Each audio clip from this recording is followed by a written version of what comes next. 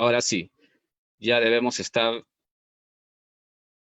Voy a mirar si estamos en aire, en el aire. A ver. Sí, ya estamos en aire. Bien, ya estamos en Facebook Live. Vamos a. Más bien, gracias a. Estamos otra vez empezando, hablemos de historia en debate, el día de hoy con el tema de la historia política en América Latina. Doy el paso a David Velázquez para que empiece eh, la mesa del día de hoy. David, tu micrófono, David. Activa tu micrófono, David. Y Gracias, ahora sí. Daniel. Gracias. Gracias, Daniel. Buenas noches a todos quienes nos escuchan, quienes nos ven. Hoy día tenemos la presencia de 4 historiadores importantes de América Latina dedicados a la historia política. Me refiero a Gabriel Cid, Cristóbal Jovín, Elías Palti y Luis Alarcón Meneses. Gabriel Cid es historiador de Chile, es docente de la Universidad de San Sebastián y es doctor en Historia por la Universidad del País Vasco. Cristóbal Jovín es historiador peruano, es doctor por la Universidad de Chicago y es docente en la Universidad Nacional Mayor de San Marcos. Díaz Palti es historiador y filósofo argentino, obtuvo su doctorado en la Universidad de Berkeley y es docente en las universidades de Quilmes y Buenos Aires. Luis Alarcón es historiador de Colombia, docente de la Universidad del Atlántico y editor de la revista Historia Caribe. Vamos a, digamos, a tener una, digamos, discusión, una reflexión en torno a las, digamos, a los beneficios y a las, digamos, los desafíos que tiene la historia política en América Latina a través de las, digamos, contribuciones de estos 4 historiadores importantes de la región. La idea de esta mesa es básicamente discutir en torno a 3 preguntas que hoy yo voy a plantear, y los 4 historiadores invitados van a tener 6 minutos para reflexionar y presentar sus planteamientos respecto a las preguntas que yo voy a hacer. Entonces, voy a plantear una pregunta y vamos a tener una ronda de 6 minutos cada uno. Entonces paso de una vez a las preguntas. La primera pregunta para los 4 historiadores es la siguiente. Desde su interpretación, ¿qué es lo que ha ganado y qué es lo que, que se ha perdido con el desarrollo de la nueva historia política en el estudio de las sociedades de América Latina? Gabriel, empezaríamos contigo. Sí, buenas noches acá en Chile. Es un gusto ver tantos rostros conocidos de colegas, incluso de maestros que están acá acompañando. La pregunta es difícil sintetizarla en particular en 5 minutos. Querría decir que antes de responder a esa pregunta habría que responder una más básica, y que si existe algo así como la nueva historia política, si es nueva en realidad, o si es nueva de puro nombre, o si en realidad hay cambios sustantivos. Generalmente hay una tendencia muy masiva en la historiografía de nombrar o rotular como nuevas cuestiones que en realidad son nuevas de puro vieja. Con todo, yo suscribiría la tesis de que sí estamos en presencia de una aproximación nueva que merece de pleno derecho llamarse nueva historia política, porque el cambio es no cosmético, sino sustancial.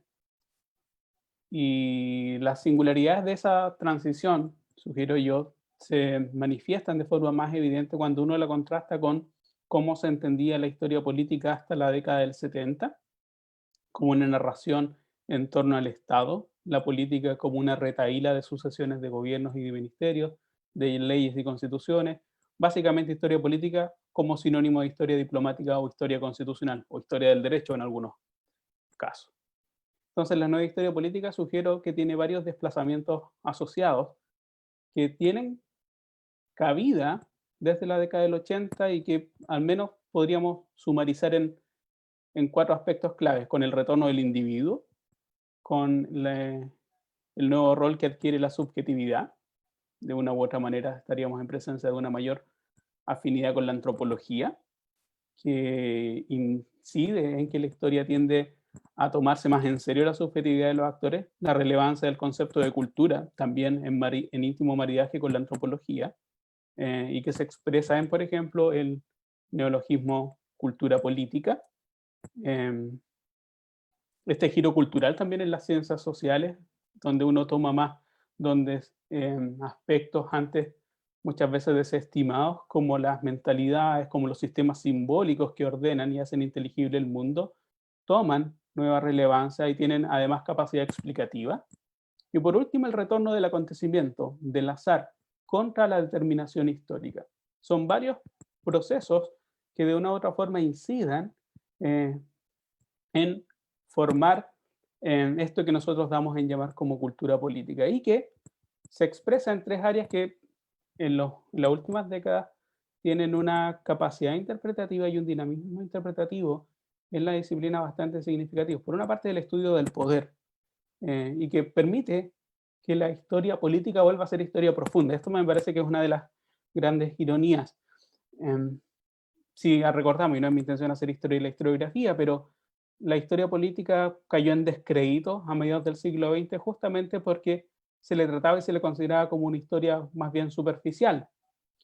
Al centrarse en el tema más denso, más profundo del poder, la historia política vuelve a ser historia profunda y bebe de su diálogo con otras disciplinas como la ciencia política, como la antropología, pero también con la teología. Es un diálogo que se ha revelado muy fructífero en las últimas décadas. La idea del poder, el poder como constitutivo que está en el centro del interés de la nueva historia política. El concepto de cultura política también, acuñado a mediados de los 60 por la politología norteamericana y que define las orientaciones culturales que informan la actitud y las preferencias políticas de los individuos. Y eso también creo que es un avance sustantivo y que está en el corazón de lo que podríamos entender como nueva historia política. Por supuesto que también tiene sus peligros. El peligro tal vez más evidente del enfoque de la cultura política es transformarse en un cheque en blanco conceptual. Y por último, el concepto de lo político, más bien la sustitución o el desplazamiento de la política por lo político como sustantivo tributario de la tradición politológica francesa, a lo Rosanvallon, a lo Claude Lefort. Creo que en ese sentido sí estaríamos en presencia de una nueva historia política y que por lo mismo, cuando uno traza esta serie de desplazamientos que he descrito muy apresuradamente, por supuesto que llega a la conclusión de que está en un escenario bastante novedoso y que ha producido en la historiografía, particularmente la historiografía del siglo XIX hispanoamericano, interpretaciones muy novedosas. Yo diría que a esta altura la nueva historia política se ha posicionado en la historia de la independencia en particular como un registro historiográfico hegemónico. Por supuesto que en ese sentido la hegemonía y lo que ha ganado en fase positivo ha sido sin duda incuestionable. ¿Qué ha perdido? Yo creo que ha perdido. Yo soy muy optimista con la nueva historia política. Yo creo que recién estamos en posición de hacer un balance de qué es lo nuevo que hemos obtenido con este paradigma interpretativo, cuáles serían lo que hemos perdido. Diríamos que perder de vista muchas veces la importancia de la cronología. Muchas veces hay una excesiva teorización y que los historiadores que se dedican a la nueva historia política, a la historia intelectual, tendemos a perder de vista muchas veces tomarnos en serio la prosopografía, la biografía, los sucesos. Tendemos a tener casi como por defecto mirar el problema de lo político de una perspectiva muy panorámica, tal vez muy aérea, y perder de vista la vida y el dinamismo de la política, de lo contingente, de lo popular, más allá de los escritores, más allá de los políticos. Yo diría que esa sería una autocrítica. Hemos perdido el vínculo de conectar la historia política con la historia social, como si corrieran en carriles diferentes. Generalmente uno de los principales críticos, de las primeras posiciones críticas de la nueva historia política tiende a ser la historia social. Todavía persiste ese resquemor, ese prejuicio de que la historia política no se toma en serio lo social y es una historia más bien de superficie. Creo que ya cumplí mi tiempo. Sí, estamos en el tiempo. Daríamos pase a Elías Palti.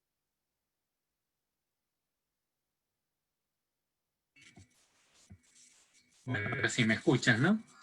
Bueno, en primer lugar, gracias por la invitación, gracias David por la presentación también. Y yendo a la pregunta, yo me voy a limitar a lo que es mi campo más específico, que es la historia, más que la historia política, la historia del pensamiento político, ¿no? Pero creo que se encuentran ambas muy estrechamente asociadas. Justamente creo que uno de los grandes cambios en los últimos años tiene que ver con eso, con esta convergencia que se da entre la historia política y la historia intelectual. Esta convergencia ha sido una de las fuentes de la renovación de la historia política.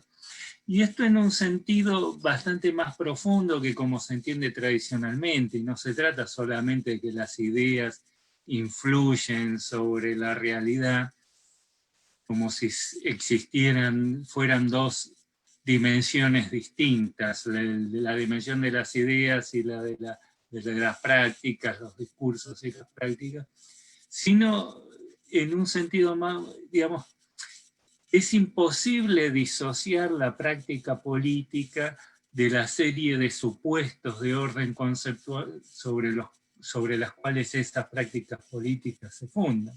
Toda práctica política se encuentra atravesada por supuestos de orden conceptual.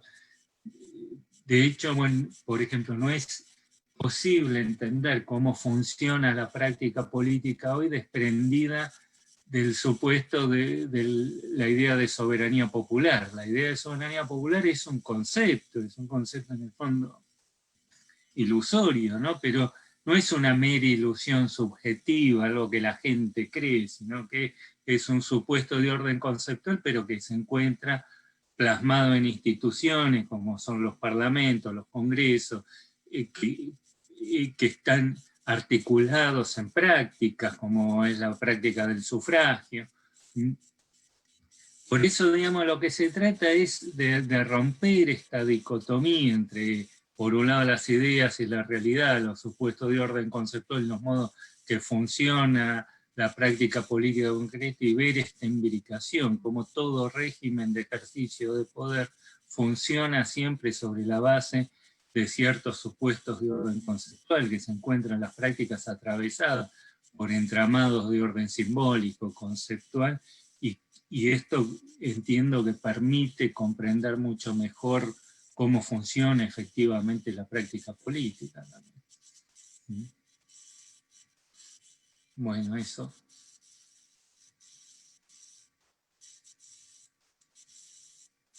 ¿Concluiste, Elías? Sí, sí, ya está. Entonces, damos el pase a Cristóbal. La misma pregunta a Cristóbal. Gracias, David. Antes de empezar, saludar a todos los que están presentes, saludar a los ponentes y en especial agradecer a Daniel Morán por organizar estos conversatorios, charlas, que los que no son peruanos, Daniel está organizando esto creo que cada semana o cada 2 veces por semana, y es un montón de trabajo y lo felicito. Nos mantiene vivos en un momento que es duro, aunque sea psicológicamente. Bueno, yo también quisiera ir por donde yo he andado, un poco al estilo del profesor Palti, y lo que yo he estado más vinculado es a la cultura política, ¿no? Digamos, nunca he hecho un trabajo de narración política, de narrativa política, tampoco me he hecho un trabajo de explicar las causas y efectos, por ejemplo, de una revolución o la economía política para el siglo XIX. Creo que la cultura política nos ayuda a comprender la lógica del comportamiento y los valores de los actores históricos y las prácticas de algún modo, la cultura política es una suerte de, es una combinación, como un profesor me dijo una vez que hacía ese tipo de historia, que él no hacía filosofía porque era muy heavy, era muy duro para él hacer filosofía, pero tampoco hacía historia política porque era muy light. Entonces, como que la cultura política, él no utilizaba la palabra cultura política, pero esta nueva historia política para leer era una combinación de lo heavy de filosofía y lo light de la historia narrativa, y que en ese mundo ambivalente se movía, ¿no?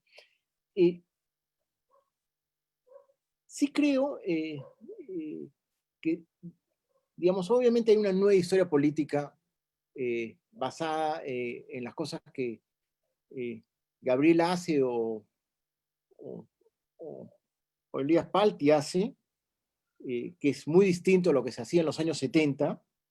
Digamos, hay un rompimiento que está vinculado a la apuesta por lo cultural, en relación crítica a lo económico y social, muchas veces.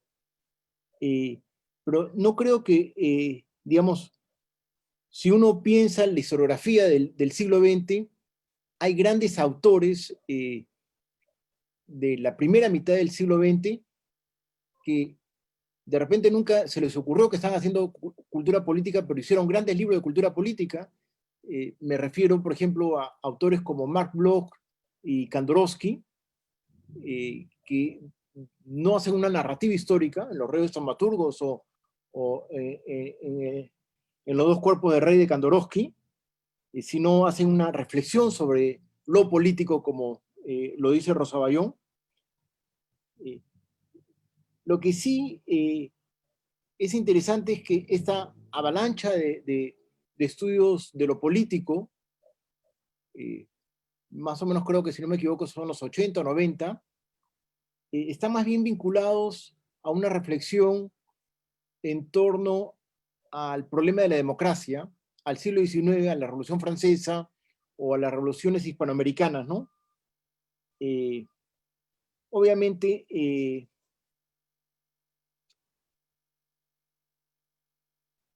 muy vinculado a la cuestión de la antropología, a la filosofía, y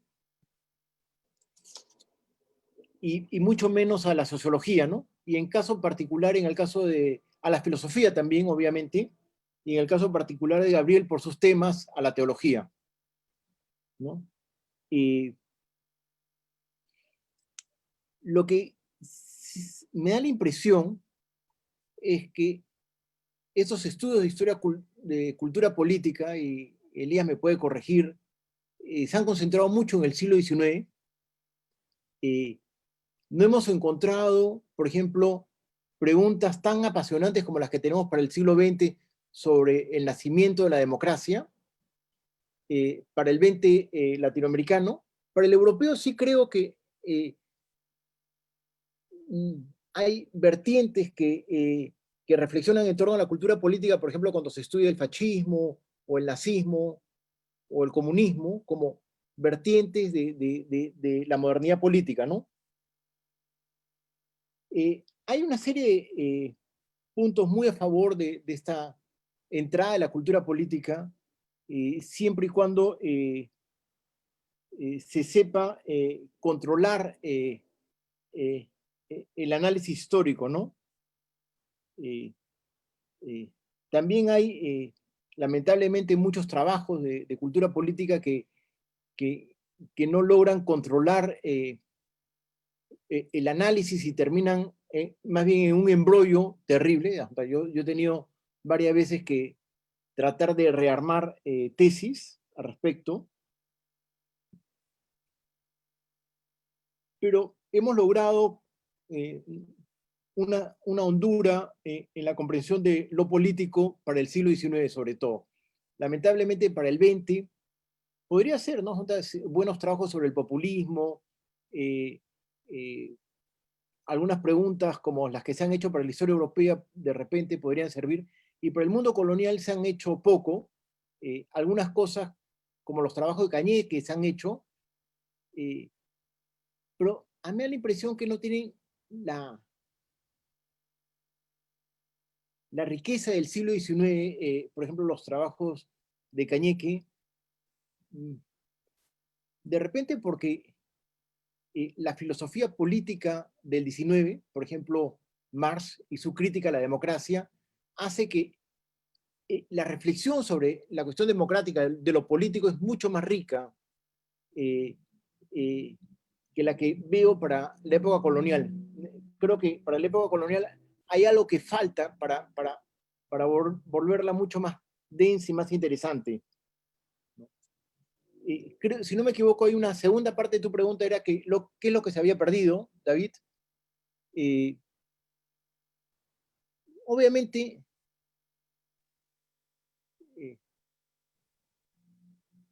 se ha perdido lo que hemos dejado de hacer, ¿no? Eso es obvio. Hay cosas, a mí me parece lamentable, por ejemplo, por lo menos en el Perú, porque hablo desde la Academia Peruana, los trabajos de historia económica son muy pocos y muchas veces pobres, y la historia social también ha perdido un espacio importante, ¿no? Digamos, y creo que también a veces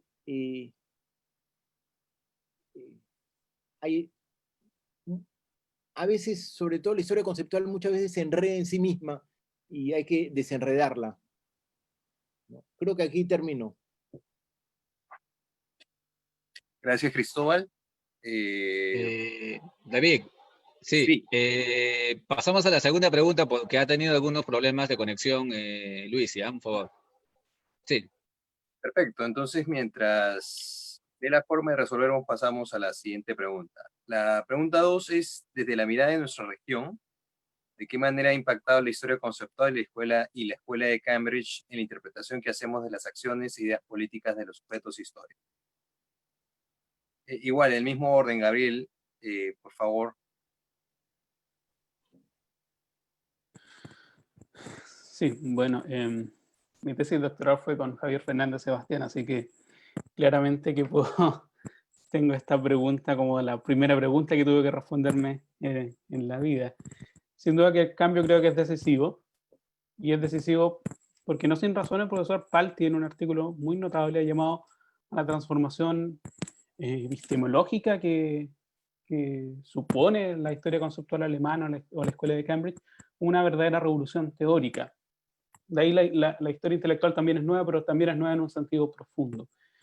Y al menos después del impacto de la experiencia de ver conceptos en la región, después de 2 décadas, yo creo que ya estamos en condiciones de hacer un balance con las cosas que hemos ganado y también las insuficiencias de la experiencia, pero sin duda ha sido una experiencia que fue decisiva y que permitió también renovar de una u otra manera la historia política e intelectual en la región, y en la región en un sentido profundo del término. Ya no se trata de, como generalmente son las historias de América Latina, donde se agarran 2 países o la experiencia mexicana se extrapola al resto del continente, sino que en realidad es un trabajo colectivo de largo aliento que ya permite tener ciertas conclusiones.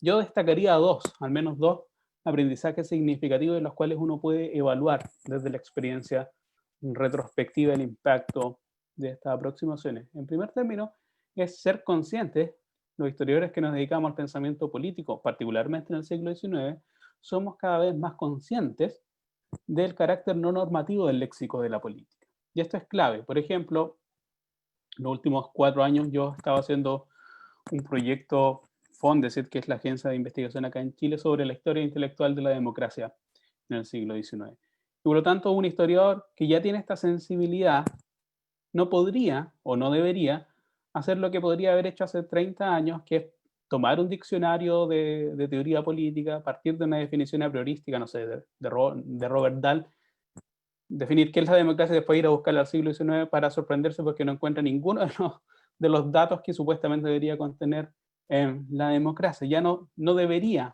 partir por ese callejón porque es un callejón sin salida. Por lo tanto, es cada vez más consciente del carácter no normativo del léxico de la política, que es profundamente histórico.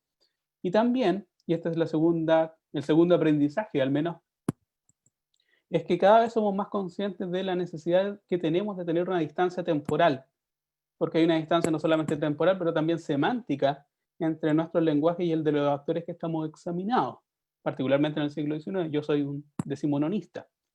Y por lo tanto, cuando uno es consciente del carácter históricamente construido y no normativo del léxico de la política y de la distancia semántica entre el historiador que aborda el pasado y el lenguaje y la significación que tienen los conceptos políticos en el pasado, está en posición de, por supuesto, aportar con trabajos muy novedosos.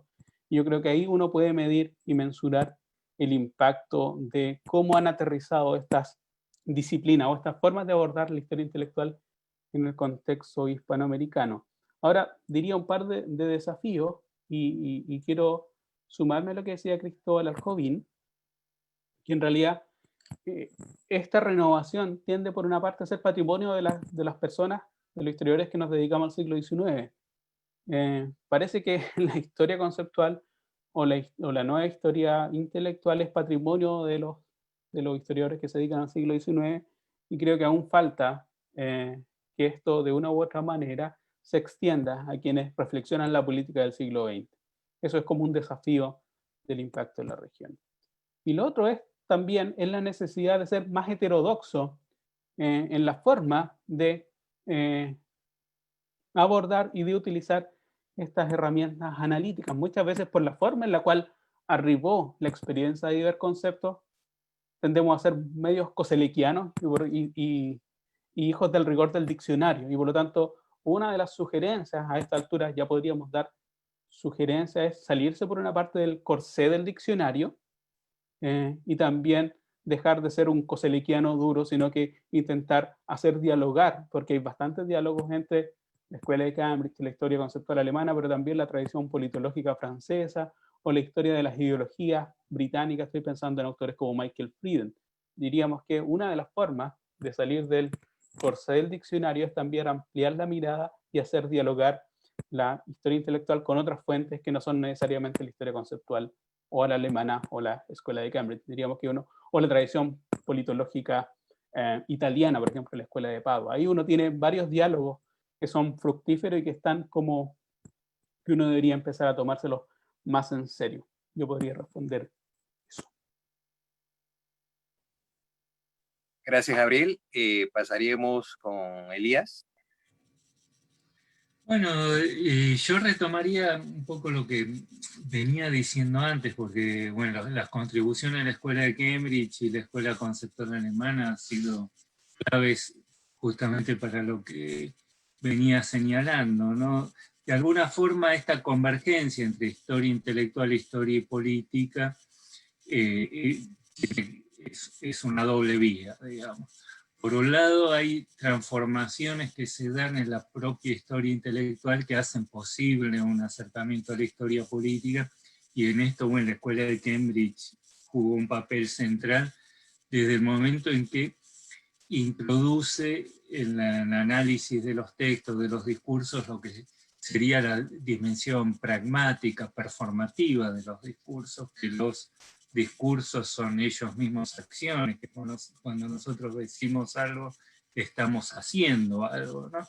Mientras la vieja historia de ideas se limitaba básicamente a buscar filiaciones de ideas, ¿no? Tratar de ver dónde encaja la idea de tal o cual autor dentro de cierta categoría, si era iluminista o historicista, o si era mecanicista o organicista, individualista, holista, dentro del juego de antinomia.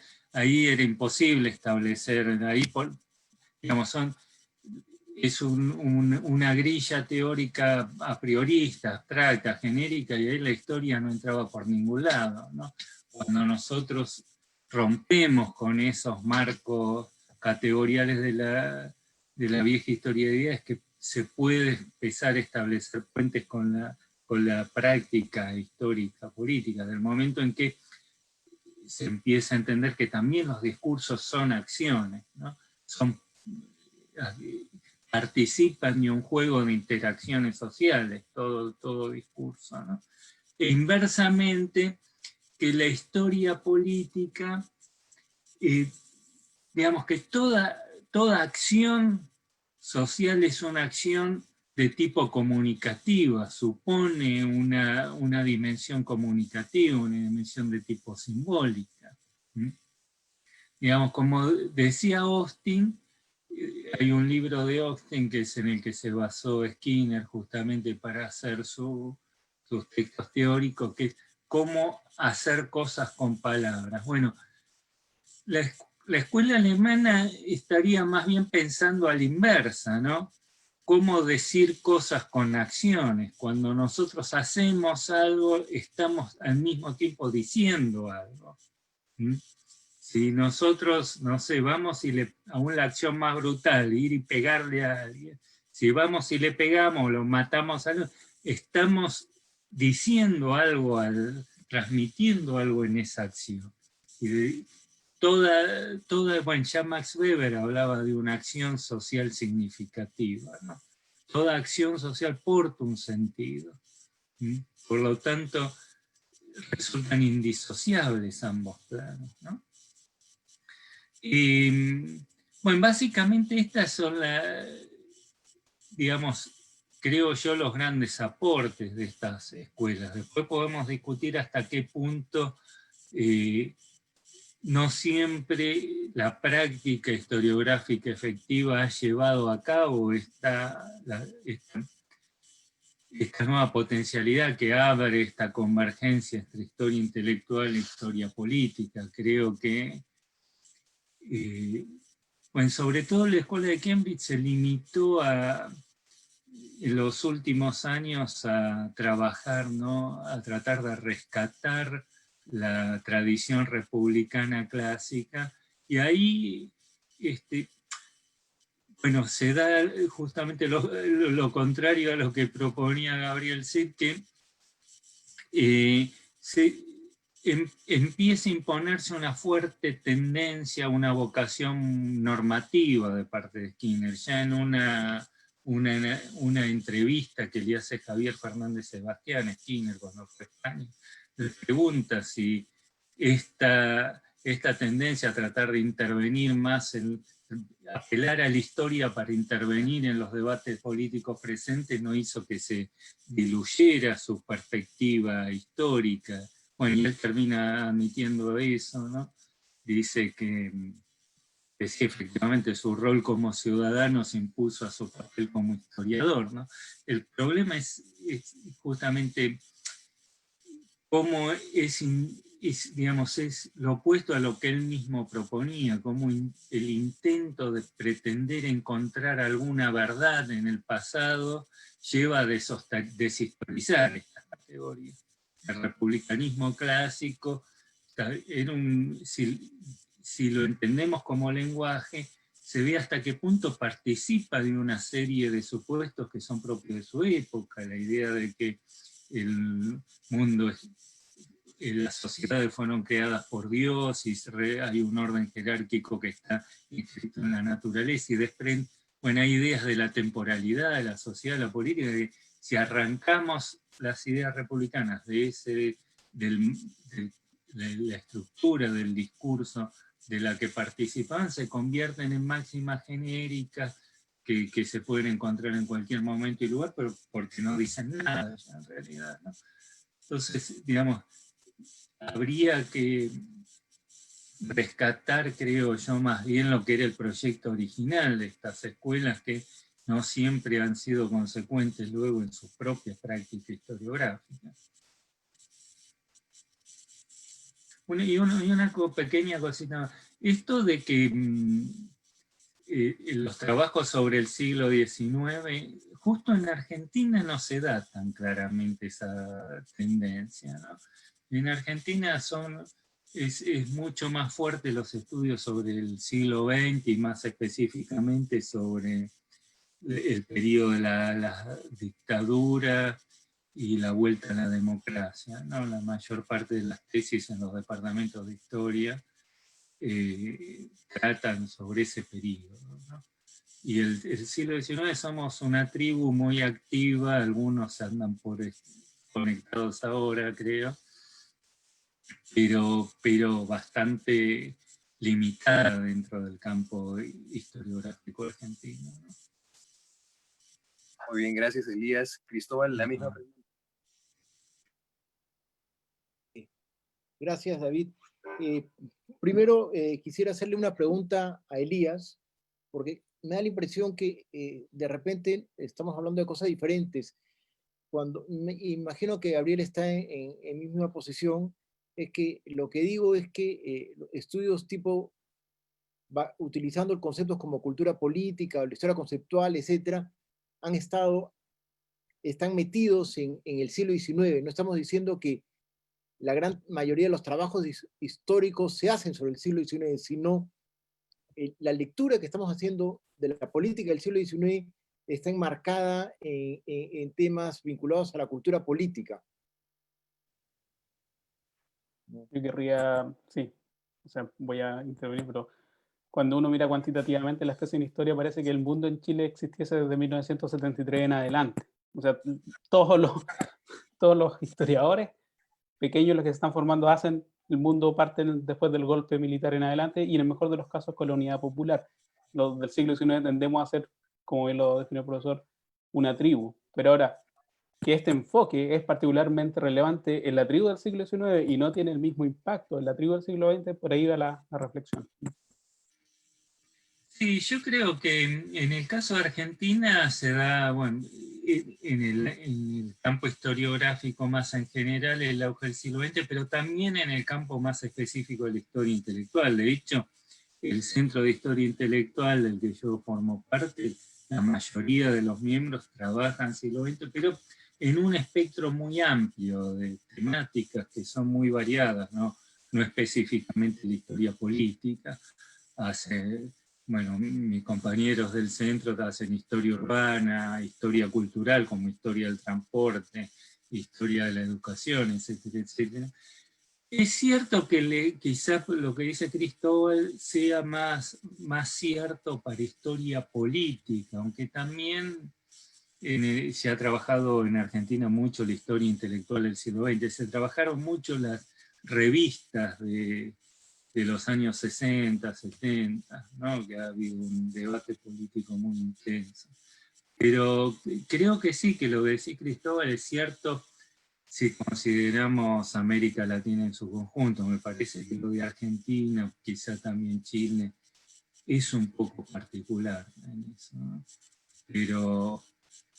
Pero sí, ya te digo, Cristóbal, creo que también la historia cultural, la historia intelectual, de hecho en el Centro de Historia Intelectual, bueno, de paso les paso el aviso, estamos por abrir la maestría de Historia Intelectual, se ha hecho una serie de charlas en las que justamente tratamos de mostrar esa diversidad, cómo la historia intelectual se dice de muchas formas y la historia cultural ha sido una vertiente importante, y también esto se ha concentrado, sobre todo en la Argentina, mucho en el siglo XX, ¿no? Más que en el siglo XIX. En el siglo XIX fue muy importante, sobre todo en México, creo yo, por el impacto que tuvo ahí la escuela de guerra, ¿no? Entonces se debatió mucho en torno a la tradición y modernidad de las revoluciones hispanas, sobre todo con motivo del bicentenario, ¿no? Pero indudablemente desde allí se irradió muchos otros países, pero Argentina quedó un poquito al margen de esa corriente, ¿no? Muy bien, Cristóbal. Adelante. Bueno, continúo. Un punto más de lo que ha dicho Elías, donde también la influencia de guerra ha sido muy importante, ha sido en Colombia. Porque tuvo muchos discípulos colombianos, Guerra. Respecto a la pregunta de David, la escuela de Cambridge y la escuela de la historia conceptual, estoy pensando en términos no de apuesta historiográfica, sino de historiografía, lo que ya se ha hecho, lo que noto, y es algo obvio por una razón muy sencilla, que es Javier Fernández Sebastián, la historia conceptual ha avanzado muy rápidamente en América Latina, ¿no? O por lo menos en el Perú. No sé si es algo que, digamos, más o menos conocido, aceptado, utilizado, ¿no? En cambio, la historia de Cambridge, en el Perú estoy hablando, no es una cosa, no es una apuesta que está en la mesa servida, ¿sí? A diferencia de la historia conceptual, ¿no? Digamos, es muy sencillo, el proyecto Iberconceptos y los famosos 2 diccionarios de Javier han sido algo que ha creado una masa crítica de historiadores vinculados a la historia conceptual, ¿no? Y en relación a ello, por lo menos a mí me gustan 2 puntos. Uno es algo que Gabriel mencionó, indicando que la historia conceptual uno tiene que fijarse lo que los autores históricos dicen y no los teóricos del siglo XX o siglo XXI dicen, ¿no? Y recuerdo una conversación con profesor de San Marcos, que había leído un trabajo mío sobre elecciones y me dijo, mira Cristóbal, lo que tú escribes está muy bien, pero eso no es democracia. Claro, porque según los textos de Robert Dahl o de otros teóricos de la ciencia política, no era democracia. A mí simplemente importaba un bledo su opinión, ¿no? Pero, digamos, se mueven en mundos diferentes. El segundo punto que a mí me parece interesante de la historia conceptual es el que me ha servido mucho en mis trabajos, sobre todo del conservadurismo católico, es esa idea de que los significados de los conceptos, digamos, son plurales, ¿no? Que se definen de modo plural y que el conservadurismo católico es parte del mundo moderno, digamos, ¿no? Y que están definiendo ellos mismos los conceptos de la modernidad como soberanía, libertad, etc. Y eso me ha servido muchísimo para enriquecer y comprender a los diversos actores históricos, ¿no? En términos ya más prácticos también, creo que algo que es importante, los que hemos hecho la apuesta de trabajar con Javier, de algún modo yo trabajé, aunque no pertenezco al círculo íntimo, nunca he creído y no soy creyente, porque hay una suerte de religión ahí metida. No se lo digas, Gabriel, por favor. Pero digamos, creo que tenemos que escapar a los diccionarios, que creo que Gabriel también lo ha dicho, ¿no? Y por lo menos yo siempre he creído que esta historia, estos artículos, estas definiciones de conceptos, por lo menos yo me hubiera inclinado a una apuesta más de cultura política. No sé, muchos de los que han estado vinculados con Javier no hacen ese salto, no comprendo por qué, ¿no? De ir más profundo a lo político y no estar obsesionadamente tratando de ver las múltiples formas de cómo se van definiendo los conceptos, ¿no? Creo que, por lo menos dentro de mi cabeza, ¿no? La historia conceptual o imagino también la historia de Cambridge debería aterrizar en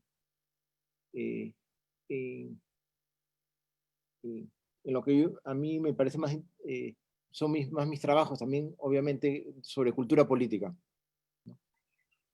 Ya, ahí termino. Gracias, Cristóbal. Daniel, Sí, pero por problemas técnicos no ha podido ingresar Luis. Más bien, continuamos con la tercera pregunta ya. Normal. Sí. ok, cerramos. La tercera pregunta era como una pregunta metodológica, ¿no? Y va más o menos así. Si bien los historiadores que se dedican a la historia política estudian acontecimientos, instituciones, imaginarios y prácticas, ¿cómo realizar una síntesis que dé cuenta de un fenómeno histórico sin caer en una estrategia meramente narrativa? ¿Qué precauciones teóricas y metodológicas y qué opciones narrativas debería considerar el historiador de la política para dar o para construir un discurso histórico? Gabriel, Es una difícil pregunta. empezarías tú. Sí, mira, es difícil porque en particular mi campo no es la historia política como tal, sino más bien una historia intelectual de la política. Y, y por lo tanto, en la experiencia, por ejemplo, voy a partir a propósito de mi último trabajo, que es sobre una historia intelectual de la independencia chilena. Hay dificultades intrínsecas entre explicar y narrar. Muchas veces los historiadores intelectuales damos por supuestos los hechos y suponemos que las personas ya conocen la narración convencional. Entonces, por lo tanto, tendríamos libertad en ese sentido para explicar. Yo soy partidario en particular de trabajar por problemas antes que por cronología, y privilegiar la explicación por sobre la narración y subordinar más bien la narración a la explicación. Diríamos que la narración no es un fin en sí mismo, sino más bien tendería a ser útil en tanto cuanto permite iluminar problemas de mayor calado interpretativo. Y en términos de prevenciones metodológicas, yo desde mi experiencia sugeriría dos. En particular, huir del espejismo de la inevitabilidad. Esa idea de el historiador como está hablando desde el futuro y visita el pasado con los ojos del futuro y por lo tanto conoce el desenlace de los sucesos, tiene muy fuerte el espejismo de volver inevitables aquellas cosas que son por naturaleza contingentes. Y por lo tanto hay que tomarse en serio, en términos metodológicos, el carácter indeterminado de los problemas políticos que estamos examinando, los actores y sus dilemas. No jugar con esta especie de bolita de cristal donde uno se pone condescendiente y se pone a enjuiciar a los actores porque no hicieron esto, porque si hubiesen hecho esto los resultados habrían sido distintos. Más bien, y por lo tanto también tiene un efecto muy similar que es jugar con los adelantados a su tiempo, que sospechosamente son aquellos personajes que están alineados con la ideología del historiador de turno. Huir del espejismo de la inevitabilidad y tomarse en serio la contingencia, el azar y lo indeterminado en los problemas históricos. Y esto tiene que ver también con huir del normativismo de la política, huir de la definición de diccionario, más bien encontrarlo en las prácticas y en cómo los mismos autores y sujetos que estamos investigando definen y trazan los horizontes de inteligibilidad de sus propios dilemas. Tomarse en serio los dilemas de los autores sin esa condescendencia del historiador que ya lo ve con los ojos del desenlace ya realizado. Y la segunda prevención, en términos metodológicos, que yo creo que es muy iluminador para examinar para hacer historia intelectual de la política, es huir de la tentación de ajustar cuentas con el pasado, de entrar al reino del pasado. El pasado es un país extraño, es un aforismo que es muy querido para mí, sin esta mochila cargada de certezas y con un guión prefijado. Más bien, el historiador tiene que entrar con la disposición a dejarse sorprender justamente cuando los significados son distintos, cuando los sucesos son distintos, cuando los intelectuales que uno abordaba y pensaba que eran una caricatura de sí mismos, en realidad tienen mucha más densidad, tienen muchas más aristas de las que uno habría dimensionado.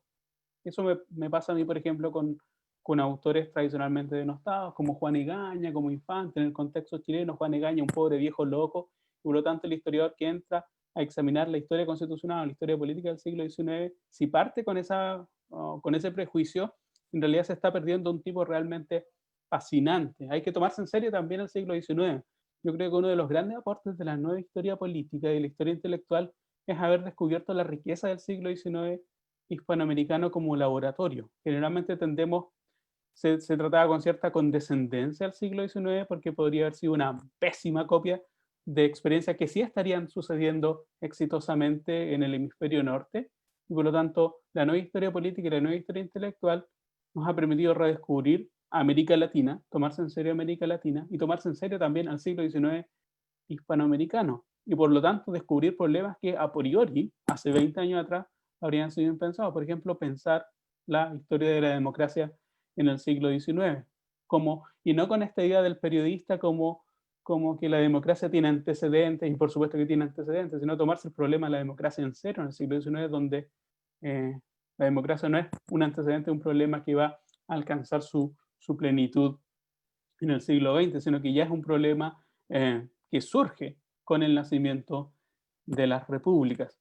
Huir, insistiría, del espejismo de la inevitabilidad, huir del espejismo de la tentación de transformarse en juez, de ponerse la toga del juez y condenar a los autores porque no se ciñeron a lo que yo habría hecho en su lugar, o porque no fueron lo suficientemente democráticos, y jugar con ese carácter que a veces se infiltra muy explícitamente, muy groseramente en ciertas aproximaciones muy teleológicas y muy normativas en los análisis políticos del siglo XIX, eso diría yo. Bueno, sigo yo. Gracias, Gabriel. Totalmente de acuerdo con lo que dice Gabriel. Esto último que decía, ¿no? Sobre estas tendencias normativas, lo que yo llamo el síndrome de Alfonso el Sabio, ¿no? De Alfonso el Sabio se dice, no sé si será cierto, pero suele decirse que él solía afirmar que si Dios lo hubiese consultado a él al crear el mundo, le habría salido mucho mejor, ¿no? De alguna forma los historiadores suelen pensar algo parecido. Si los padres fundadores de las repúblicas latinoamericanas los hubieran consultado a ellos, les habría salido mucho mejor, ¿no? En esto, digamos, cómo escribir una historia política, intelectual, cómo integrar estos distintos planos, no hay fórmulas, pero sí habría ciertos principios que habría que tratar de seguir. Bueno, y que tienen que ver con esto que dice Gabriel, ¿no? Evitar, digamos, el problema de la inevitabilidad, tratar de desprenderse de esta vocación normativa y sobre todo desprenderse del prejuicio de nuestros propios supuestos presentes como si fueran verdades últimas reveladas, ¿no? Y pretender leer todo el pasado a la luz de nuestras propias creencias presentes. Esto lleva necesariamente a reconstruir todo el pasado como una genealogía de sí mismo. En última instancia, poner entre paréntesis la cuestión de la verdad, ¿no? Si uno presupone que uno conoce ya el verdadero sentido de qué es la democracia, qué es la justicia, qué es la libertad, va a ir al pasado nada más que para tratar de ver hasta qué punto los autores del pasado y los actores políticos del pasado se acercaron o no a esa verdad que uno conoce o cree conocer, ¿no? Y, digamos, le da toda una fuerte impronta teleológica a la escritura histórica, ¿no? Y en esto, entonces, digamos, suponer la idea de verdad, esto, bueno, y esto de andar discutiendo, en última instancia eso supone colocarse perder toda distancia y colocarse en un mismo plano con los objetos que uno analiza, ¿no? Pues me hace acordar una anécdota esto también, ¿no? Que Adolfo Prieto tiene un libro muy bueno, un crítico literario argentino ya fallecido, que se llama El discurso criollista. Y en el discurso criollista, bueno, en comienzos de fines del 19, comienzos del 20, se da un género muy popular que es la gauchesca, las novelas, cuentos sobre gauchos. El más popular de todos era Juan Moreira, que había una compañía de teatro de los hermanos Podestá que hacía teatro itinerante, iba por los pueblos de La Pampa representando esta obra que era Juan Moreira. Y cuenta Prieto que cuando llegaba la escena culminante del Juan Moreira, que es cuando a este gaucho malo, que es Juan Moreira, lo rodea la partida de policías y lo terminan matando, muchos gauchos que estaban sentados entre el público saltaban de la platea al escenario y sacaban su cuchillo y se ponían a pelear con los actores, ¿no? Bueno, y ahí tenían que suspender obviamente la obra porque iban a terminar matando a alguien, ¿no? Bueno, un poco los historiadores cuando discuten que si Sarmiento, si Mora, si tal o cual Bello, quien sea, estaba bien o no, me hacen acordar esos gauchos que suban al escenario y se ponen en un mismo plano a pelear con aquellos con los que están analizando, ¿no? Bueno, yo retomaría acá algo que dice Rosambalón, ¿no? Entonces, más que buscar una verdad en el pasado, restituir problemas, ¿no? Ver hasta qué punto digamos, volviendo al siglo XIX, que el siglo XIX no es simplemente una época de tránsito donde hay distintos ensayos más o menos imperfectos hacia la realización final de un sistema republicano moderno que va a plasmar recién en el siglo XX, ¿no?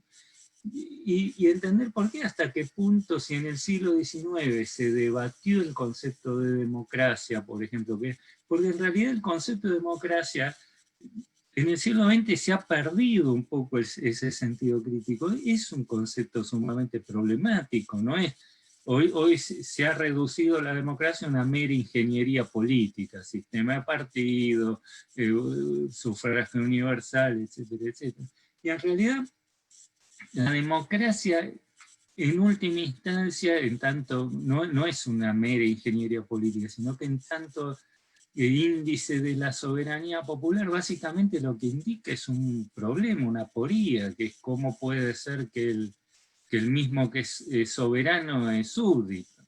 En el antiguo régimen, si hay soberanos, hay súbditos. Ahora resulta nosotros que somos soberanos, pero al mismo tiempo súbditos, y entonces no podemos ser súbditos si no renunciamos a la soberanía, porque si no, vamos a ser soberanos ¿de qué?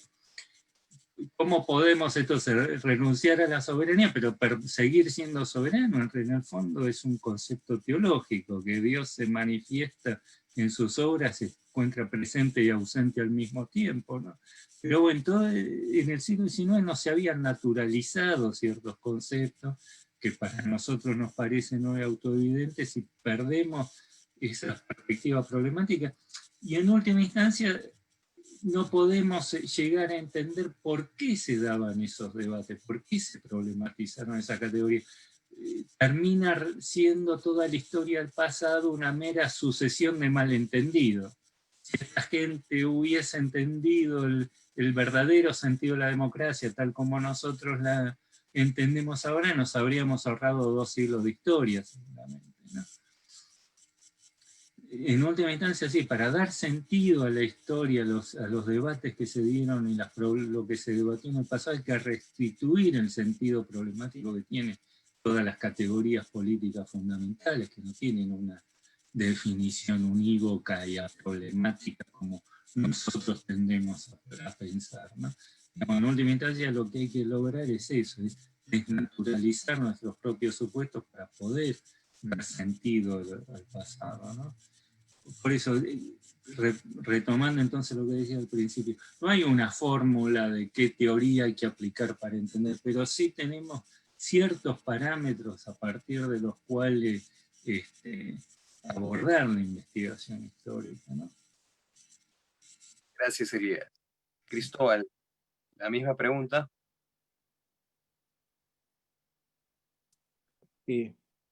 Bueno, es una pregunta difícil, bastante amplia. Voy a seguirme al conversatorio y a lo que siempre digo en los talleres de tesis, lo más importante es una buena pregunta, digamos. Eso genera un buen trabajo. Creo que en eso soy bastante relajado, ¿no? Hay diversas formas de escribir la historia y una no anula a la otra. Hay grandes trabajos de narrativa, de contar la historia, que al contar también te están explicando la historia, porque cómo cuentas, qué pones y qué no pones, ya estás, digamos, generando un tipo de explicación, ¿no? En relación digamos, a la escuela de Cambridge, a la historia conceptual, en el cual parte de lo que hemos estado hablando gira alrededor del aporte de ambas escuelas, y mucho de lo que ha dicho Elías Palti o Gabriel Cid está vinculado, digamos, a cómo ser fieles a los factores históricos, digamos, ¿no? A no cometer anacronismos, a no trasladar categorías del presente al pasado, sobre todo cuanto más lejano es el pasado, es más difícil capturar el presente de los actores históricos y no el nuestro. Tampoco cometer esta cuestión de pensar momentos históricos como un tránsito a, ¿no? El siglo XIX es un tránsito a la democracia del XX, que no sé qué tan fantástica sea. Digamos, todo esto de un modo u otro, la escuela de Cambridge y la escuela de conceptual lo dicen, ¿no? Digamos, de ser fieles a los actores históricos, ¿no? Por ejemplo, lo dice Coselle, que diciendo, bueno, analizan los conceptos a partir de cómo lo definen los actores, o Skinner con su defensa al contexto, ¿no? Al estudio del contexto.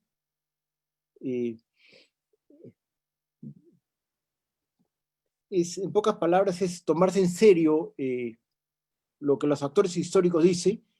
Y recuerdo un caso, porque he estado dictando uno que otra vez un curso sobre el fascismo y el nazismo, y en un momento uno de los grandes avances de los estudios al respecto estuvo relacionado a que los historiadores se tomaron en serio el discurso fascista y el discurso nazista, ¿no? No pensar que eran unos loquitos sueltos, sino decir, bueno, ¿qué dicen? ¿No? Digamos, y analizarlo, ¿no? Lo que diría Marx Bloch, comprender, ¿no? Y también ocurre para el siglo XIX lo que dice Gabriel Sida, ¿no?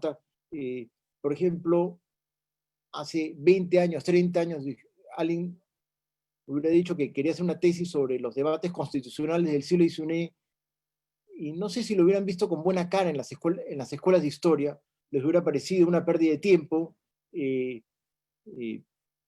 como que eran intentos fallidos, o de algún modo querían ocultar la realidad, no sé, pero digamos, creo que un punto fundamental, fuera obviamente de hacer una buena pregunta, es ser fieles y estar en el presente los propios actores históricos, ¿no? Y creo que en ese sentido, la escuela de Cambridge y la historia conceptual nos ha ayudado muchísimo a pensar la historia. Como te dije al inicio, yo no he hecho historia conceptual, nunca me he sentido parte del círculo íntimo, pero si alguien me dice que es una de las pocas cosas que me siento muy ligado a ellos, es a esta cuestión de ser fieles a lo que dicen los actores históricos y no lo que piensan nuestras cabezas del siglo XXI o nuestros autores preferidos del XXI, ¿no? Digamos que de algún modo uno cuando hace historia, uno está entrando a territorios ignotos, ¿no? Y hay que comprenderlos. Ya. Sí, un poquito quería retomar lo de Cristóbal. Claro, digamos, es cierto que uno parte siempre de presupuestos presentes. El punto es cómo nuestros marcos conceptuales ya no preestablecen de antemano qué es lo que vamos a encontrar, porque si no, la historia, investigación histórica termina siendo una especie de reflejo narcisista de nuestros propios presupuestos, ¿no? Ese es el gran desafío. Cómo desarrollar marcos teóricos que nulifiquen, invaliden de entrada ya la investigación histórica, ¿no? Que no sea nada más que una empresa puramente tautológica, donde al final de la investigación no vamos a encontrar nada que ya no supiéramos de antemano, ¿no?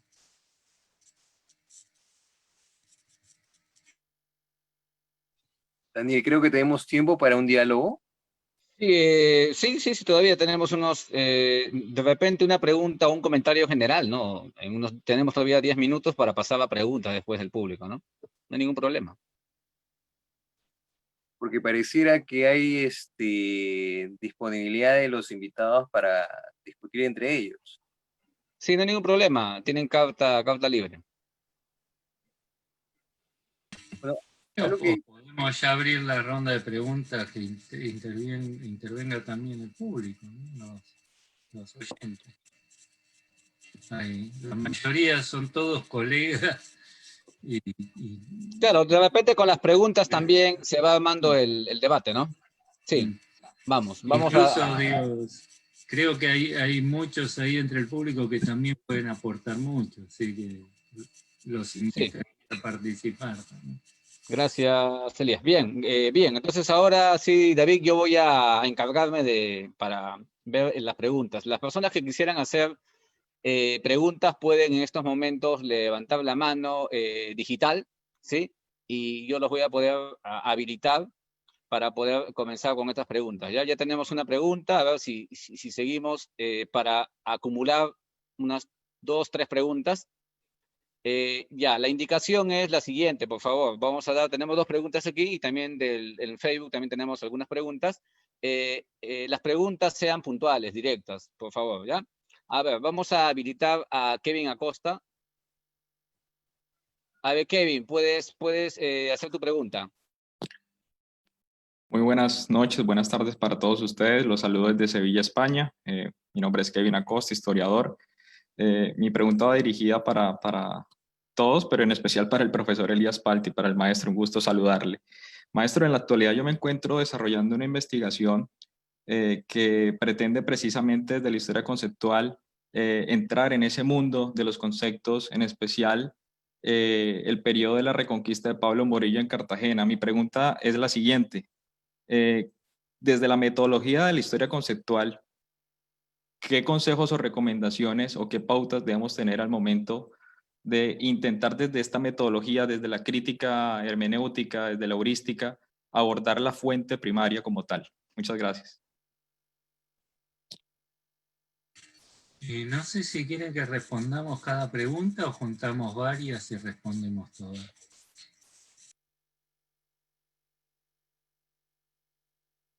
Sí, si contestamos la pregunta, y de ahí pasamos a la siguiente.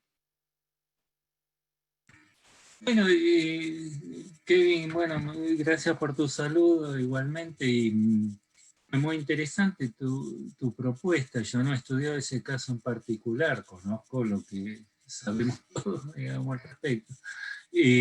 Pero bueno, retomando un poco lo que decía antes, no hay una fórmula. De lo que se trata para el análisis de los textos, bueno, hay distintas formas de poder abordar los textos, distintas vías, y no hay una única teoría válida. Cada tipo de fuente puede ser útil, algún tipo de enfoque puede servir y otro no, y viceversa, ¿no? Ahí hay que experimentar qué funciona mejor en cada caso, ¿no? Pero, digamos, yo retomaría algo así, que es el aporte de la Escuela de Cambridge siempre, es tratar, la Escuela de Cambridge, digamos, cuando hablábamos recién de anacronismos conceptuales, hablaba Cristóbal, ¿no? Y en esto hay que detectar, diferenciar claramente entre un anacronismo y un error de interpretación, ¿no? Si yo, por ejemplo, digo que tal o cual autor dijo algo que en realidad no lo dijo, eso es un error de interpretación, pero no necesariamente es un anacronismo, ¿no? Para demostrar que lo que yo dije fue un anacronismo, tendrían que poder uno mostrar hasta qué punto lo que yo dije no es un error, que este autor no solo no dijo eso, sino que nunca lo podría haber dicho. Y digamos, poder detectar si tal o cual autor dijo tal o cual cosa es algo relativamente sencillo. Cualquiera va a la obra y se fija si dijo o no dijo eso que yo dije que él dijo. Ahora, poder detectar hasta qué punto no podría nunca haber dicho eso, ya con leer las fuentes solas no basta. Es necesario abrir los textos, eso que yace más allá de los textos mismos, pero que se encuentran inscriptos en el propio texto como sus propias condiciones, ¿no es cierto? Entonces, lo que, digamos, una pauta más genérica es independientemente, digamos, uno puede utilizar distintas vías para lograr esto, pero lo que habría que buscar siempre es no limitarse a la pura lectura de los textos, de las fuentes, sino tratar de reconstruir cuáles fueron las condiciones particulares de enunciación de esos textos. Cómo fue posible para esos sujetos afirmar decir lo que dijeron, ¿no? Y para eso, ya te digo, no basta con la lectura de la fuente sola, pero de alguna forma esas huellas de los contextos de enunciación de los discursos se encuentran inscritos en los propios discursos, ¿no? Se trata de poder encontrar esas marcas de los contextos de enunciación en esos mismos textos, ¿no?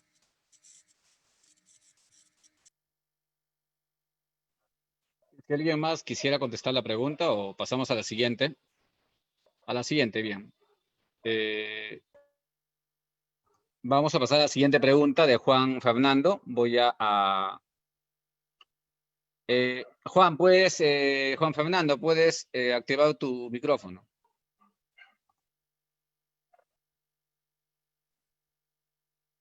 Ya, buenas noches. Sí. Puedes hacer tu pregunta. Ya. Bueno, mi nombre es Juan Fernando Braterol, soy cursante de la maestría en investigación en historia en Flaxo, Ecuador. Mi pregunta es general, pero tiene que ver con algo que dijo el profesor Gabriel Cid sobre la necesidad de guardar una distancia temporal y una distancia semántica al momento de investigar los lenguajes políticos. Mi pregunta es si esto tiene que ver mucho en el poco interés que creo que existe de la historia conceptual a abordar los temas más contemporáneos, más inmediatos.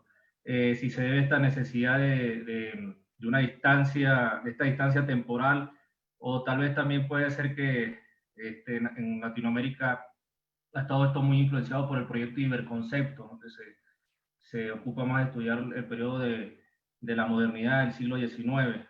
Esa es mi pregunta. Si esta es una de las razones por las que existe este interés más en periodos anteriores que en una época contemporánea. Ok, si contestamos, no sé si empezamos con Cristóbal.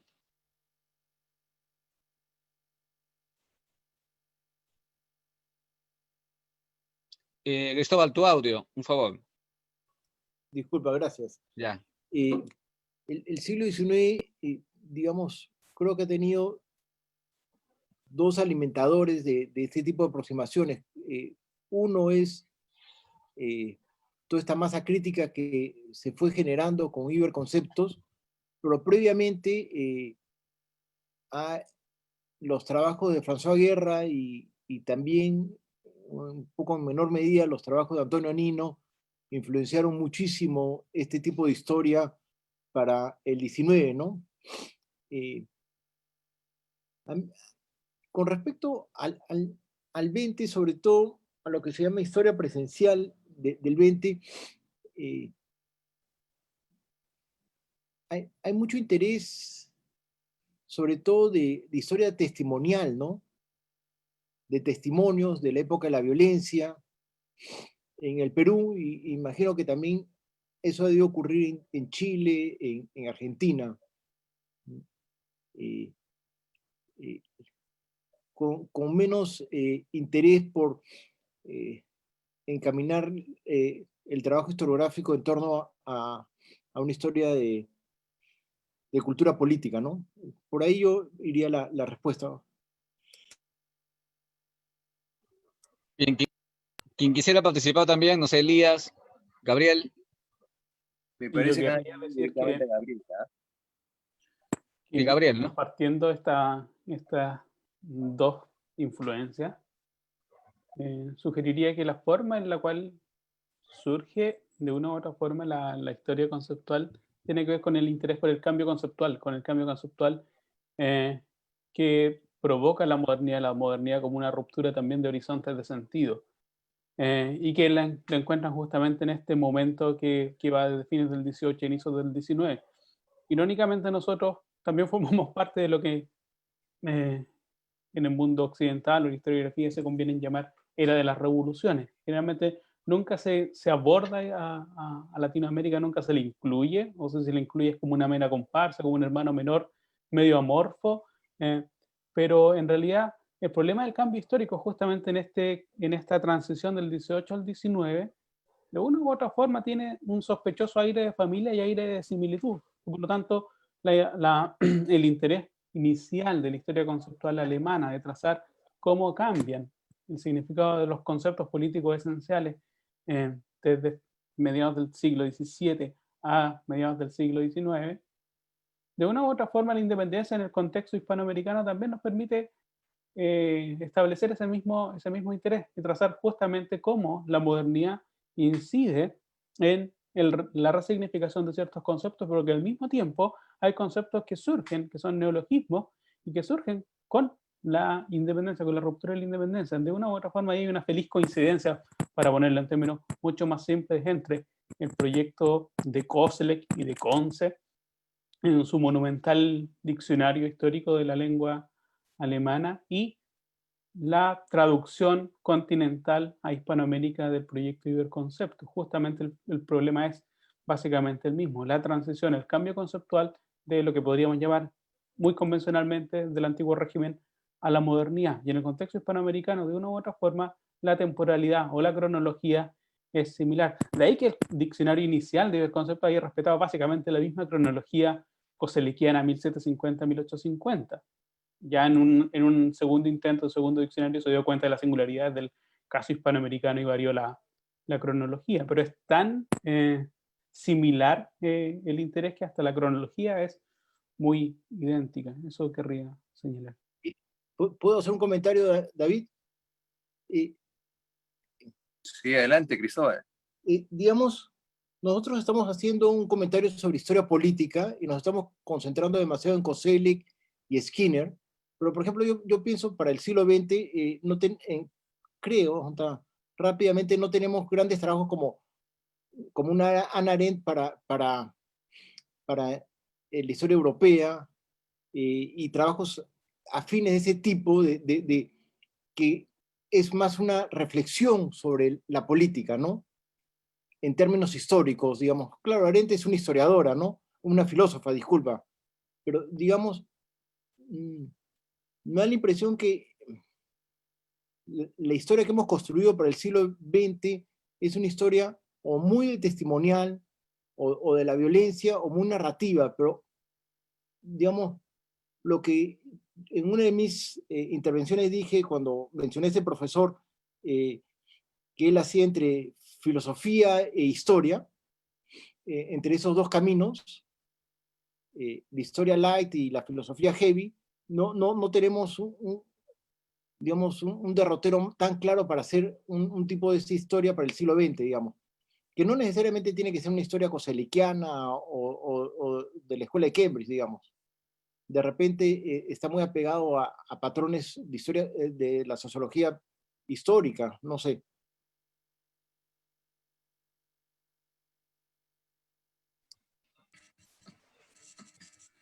No sé si Elías...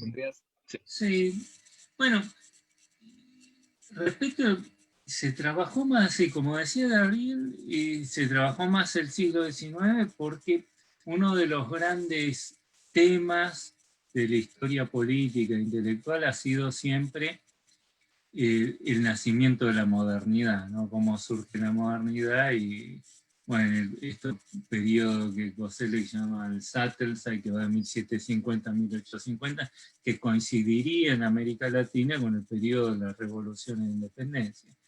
Pero, digamos, estos enfoques más formalistas y normativos que se basan en modelos, ¿no? En modelos de pensamiento, modelos institucionales, tipos ideales, tienen siempre un problema, ¿no? Porque América Latina parecía nunca encajar bien dentro de ningún modelo, ¿no? Que sería como una suerte de anomalía dentro de estos procesos de modernización occidental, ¿no? Y de lo que se trataría entonces es buscar cuál es la anomalía local que impidió en América Latina seguir ese supuesto curso racional de la modernidad occidental, ¿no? Y claro, digamos, esto pasaba para el siglo XIX con el tema del liberalismo, ¿no? Resulta que el liberalismo, ¿no?, se parte, ¿no?, de las definiciones de manual del liberalismo, que piensa las sociedades como integradas por individuos libres, autónomos e iguales. Y claro, como se descubre que en América Latina no hubo individuos libres, autónomos e iguales, no lo existen hoy ni lo existieron nunca, pero claro, y entonces se decía en América Latina nunca hubo liberalismo, ¿no? Pero en realidad eso es comprender mal cómo funciona el régimen de los conceptos. Nunca ninguna sociedad en ningún lugar del mundo fue una sociedad de individuos libres y autónomos igual. No se puede tomar los conceptos o las categorías como meras descripciones de la realidad. Sino lo que se trata es de comprender cómo funcionaban esos discursos en cada contexto, qué funciones ideológica, política servía, ¿no? Claro, si vamos a partir de la propia autodefinición que da un sistema, un determinado orden político, social de sí mismo, nunca vamos a encontrar que coincida con la realidad, pero eso no es una peculiaridad latinoamericana, eso es válido para América Latina y para cualquier lugar del mundo, ¿no? En todo caso, de lo que se puede, digamos, para poder entender concretamente esa realidad, hay que repensar esos mismos modelos, ¿no? Y no tomarlo, las definiciones de manual, como si fueran verdades consagradas. El problema es eso, que mientras nosotros nos limitamos a ver cuáles son las anomalías locales sin nunca ponernos a discutir los modelos mismos, se termina dando esa paradoja que hoy día los únicos que parece que supieran qué es el liberalismo son las latinoamericanistas, porque entre los especialistas en Europa no hay ningún consenso al respecto. Hoy con el debate liberalismo, republicanismo, bueno, sobre republicanismo poco encontró que hay 92 definiciones distintas del republicanismo. Pero claro, nosotros es como que nunca nos podemos problematizar los modelos, porque si no sabemos qué es el liberalismo, no podríamos entonces nunca ya ponernos a discutir hasta qué punto tal o cual autor latinoamericano se apartó del supuesto modelo liberal, ¿no? Creo que, digamos, es necesario romper un poco con este provincianismo y ver hasta qué punto esta interacción entre historia intelectual y historia política nos permite ver hasta qué punto el caso latinoamericano nos puede servir para plantear problemáticas que exceden el marco local, que es una relevancia mayor, que, digamos, bueno, como decía Lévi-Strauss, ¿no? Para estudiar una aldea de unos pocos habitantes se necesitan marcos conceptuales tan o más sofisticados que para estudiar complejas sociedades modernas, ¿no? Bueno, desde el punto de vista de la historia política, el estudio de la historia política e intelectual latinoamericana no es menos complejo y requiere de marcos conceptuales no menos sofisticados que para estudiar el caso alemán o francés o inglés. Y en ese sentido el estudio del caso latinoamericano puede servir de plataforma para problematizarse los mismos marcos conceptuales que hoy rigen en la disciplina, ¿no? Y no pensar, digamos, siempre los latinoamericanos tendíamos a pensar siempre que si la teoría no coincide con la realidad, es peor para la realidad, ¿no? Si el problema estaba en la realidad latinoamericana, y nunca nos preguntamos si quizá el problema no esté en la realidad, esté en los propios marcos teóricos, que no son los adecuados para entender ese tipo de realidades, ¿no? Bien, David, vamos a una pregunta más de aquí del Zoom, y vamos a hacer un par de preguntas que tienen acá en Facebook. y de ahí damos por terminado, ¿ya? Vamos a ceder la palabra a Marisa Bazán. Marisa, ya puedes activar tu audio. Hola, buenas noches, ¿me escuchan? Sí, todo bien, todo bien. Bien, bueno, saludar a todos los que están en la sala Zoom. Y quería hacerles una pregunta en cuanto a una, digamos que crítica que podrían ustedes tener respecto a la perspectiva de cultura política, por un lado, por el otro lado, la perspectiva de la historia conceptual en relación al estudio de los actores sociales, ¿no? ¿Cuáles son las limitaciones de estas perspectivas que no pueden llegar justamente a poder analizar ciertos actores sociales? Obviamente me refiero pues a, puede ser las clases sociales, sectores de la nobleza o sectores populares. ¿Cuál sería las limitaciones de estas perspectivas? Gracias. Bien, antes de contestar voy a leer las dos preguntas que tengo acá y con eso daríamos el cierre, ¿no? Gabriela desde Buenos Aires nos dice, bueno, de Argentina, nos dice, ¿no? Para Cristóbal Aljovín, si pudiera explayarse un poco sobre el salto del análisis de conceptos al de cultura política, ese es uno. Y Guillermo de Costa Rica nos pregunta, ¿no? Las fuentes no tradicionales de la historia política, como los sellos, postales, la numismática, ¿cómo se podría incorporar a la historia política, ¿no? O sea, no solamente a las fuentes tradicionales, sino a unas fuentes diversas, ¿no? Eso sería. A ver si comenzamos con Cristóbal. La pregunta de la relación entre historia conceptual y cultura política, ¿no? Digamos, los trabajos básicos de historia conceptual, me imagino que son los diccionarios, ¿no? Definir los términos, ¿no? Digamos, el término libertad, el concepto de libertad, el concepto partido, facción, el concepto federal, etcétera, ¿no? Digamos, ¿qué es lo que es sumamente interesante? Y creo que es un gran insumo para los trabajos de cultura política. Porque para mí la cultura política y la historia conceptual están muy relacionados a lo que decía Elías Palti, es la forma en la cual la gente comprende y actúa a la vez. Está basado en cuestiones de legitimidad. Entonces, yo sí creo que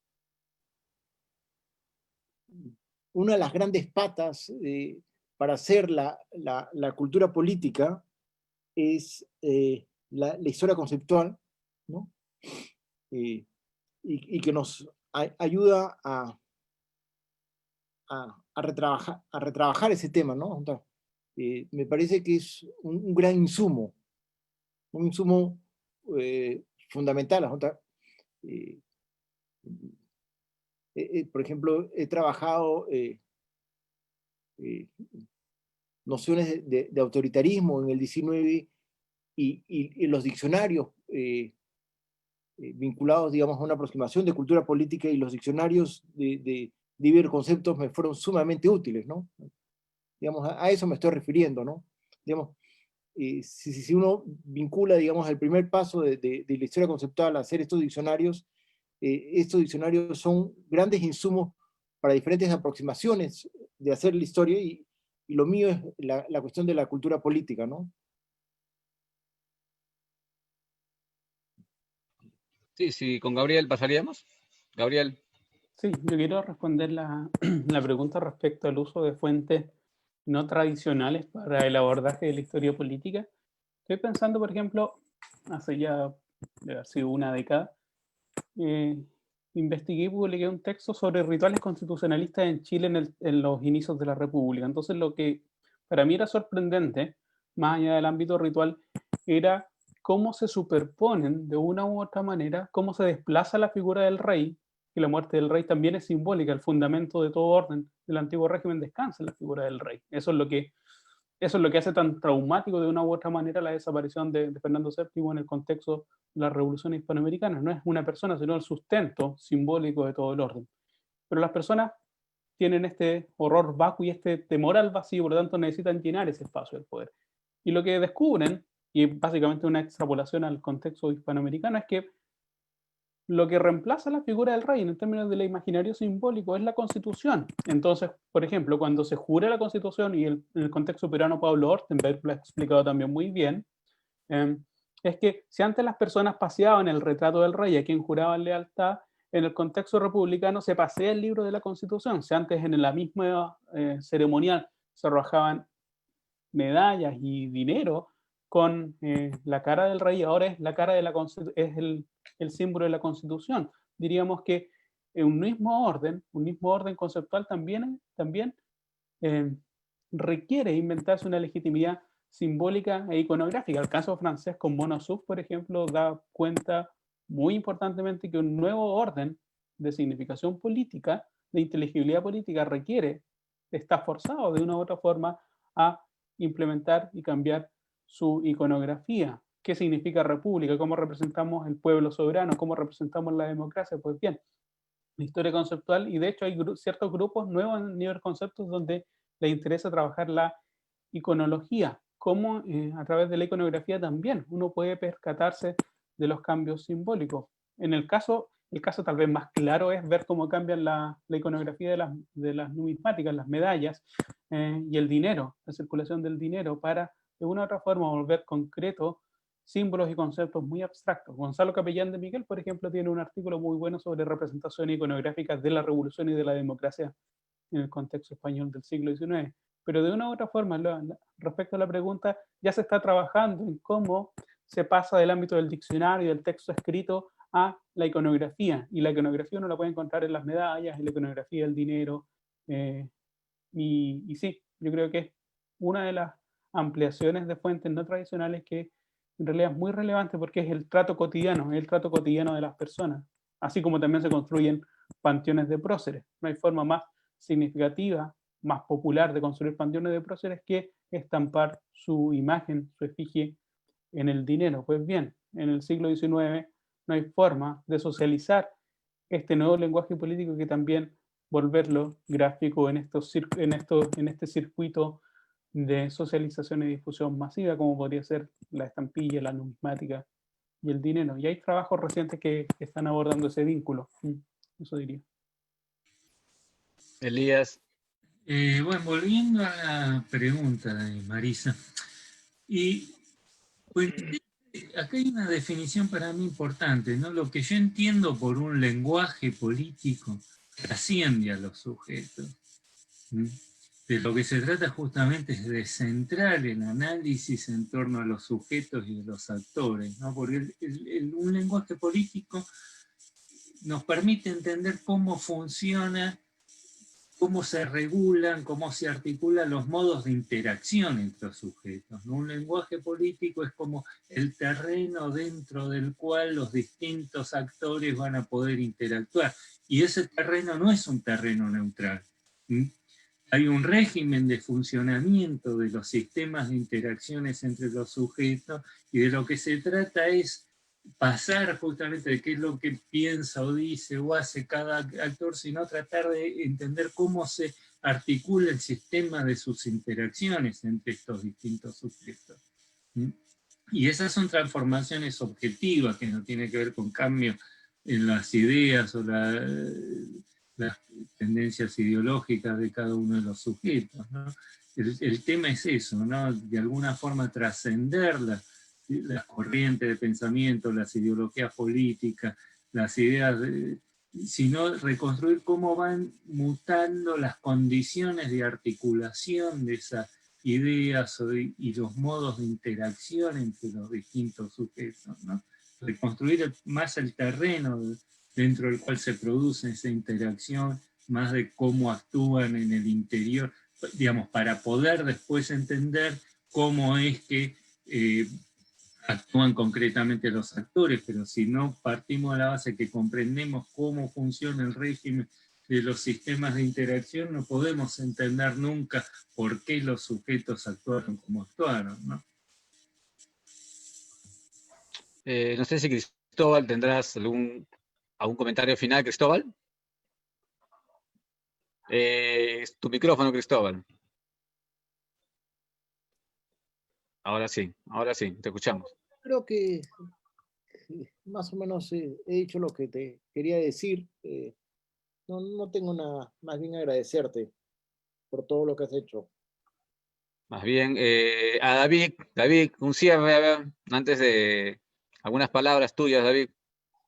Bueno, bastante interesante, digamos, el diálogo entre diversas perspectivas o distintas miradas que tienen como núcleo lo político, desde la filosofía, la cultura, digamos, que permiten, digamos, ver de una manera caleidoscópica, pero también, digamos, con fuertes coincidencias, cómo se ha renovado el conocimiento del pasado desde esta dimensión de la política, ¿no? Súper interesante el aprendizaje que nos muestran esos tres historiadores de, digamos, de revalorar la acción de los individuos.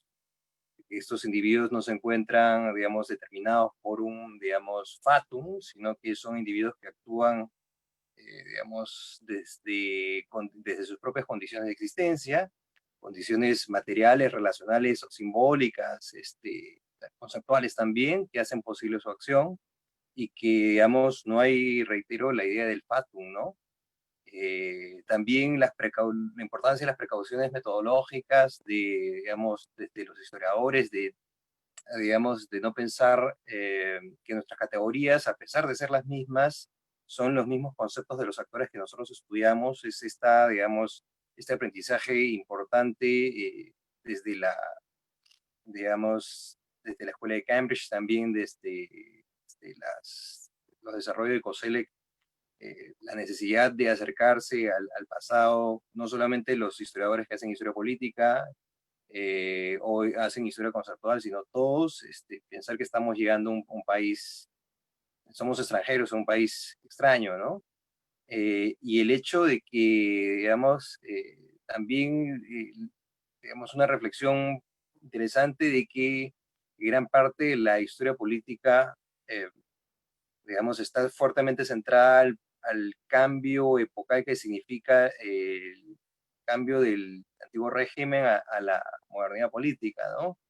Digamos, y la necesidad, los planteamientos, la oportunidad y también la invitación para nosotros mismos y para quienes nos escuchan de ver cómo adaptamos esas categorías que, si bien, digamos, las hemos aprendido adaptado a nuestros propios fenómenos en América Latina, ver también cómo adaptarlos y crear para comprender de una manera creativa este siglo XX que parece para la historia política todavía esquivo, ¿no?